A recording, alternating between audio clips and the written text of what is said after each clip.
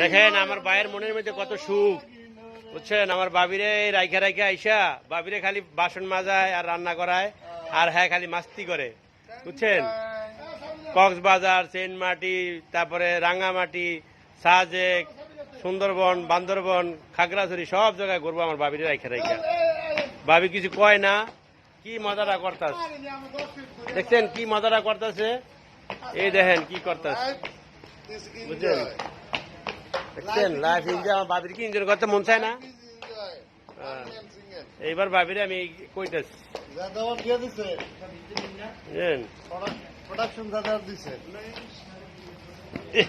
মহিলা Darling, तेरे लिए, darling, तेरे लिए, darling, तेरे लिए।